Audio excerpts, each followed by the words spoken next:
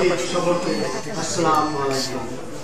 আমি একটা ব্যক্তিগত সমস্যার জন্য ঢাকার বাইরে গিয়েছিলাম। আমার শাশুড়ি মায়ের মতো উনি মুমূর্ষু অবস্থায়, ওনাকে আমি দেখতে গিয়েছিলাম, এই জন্য আমার আসতে দেরি হয়েছে।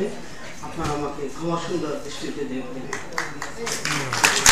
আজকের এই সভার সভাপতি নির্বাচন কমিশনের চেয়ারম্যান, আজকে বিশেষ অতিথি শ্রদ্ধেয় ফারুক ভাই, অন্যান্য আমার নেতৃবৃন্দ, উপস্থিত সদস্য ভাই ও বোনেরা, আমি একটা কথাই বলতে এখানে দাঁড়িয়েছি।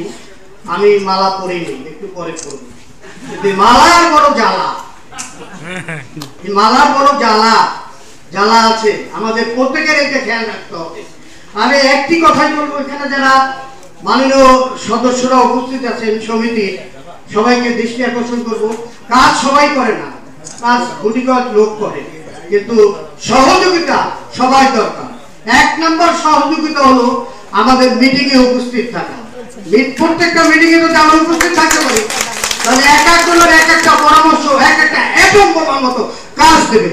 আর আমি আরেকটা কথা বলবো, আমি জানি না, শুনেছি, আমি ঢাকায় ছিলাম না, যে কিসের মামলা কিসের, আমার তো এখানে আপিল করছিল, সব অভিযোগের আমাদের মুরব্বী ছিল, মাননীয় দিনু ভাই ছিল, আলম ভাই ছিলেন, খসরু ভাই ছিলেন, তারাই তো আমাদের এই বিচারটা করে দিতে পারতেন। একজন বিচার প্রার্থী হয়েছেন, তাকে আমি ধন্যবাদ জানাই, সে হলেন আমাদের প্রভাবশালী ভাই। তার সমস্যা যদি সমাধান হয়ে থাকে, তাহলে সব সমস্যার সমাধান আমরা নিজেই করতে পারতাম। এইরকম আমি কোথাও দেখি নাই, কখনো দেখি নাই। আমি তিনবার আপনারা আমাকে ভোট দিয়ে দপ্তর প্রচার সম্বোধক বানিয়েছেন, এইরকম আমি কখনো দেখি নাই। আমি নিন্দা ও দুঃখ জানিয়ে আমার বক্তব্য শেষ করছি।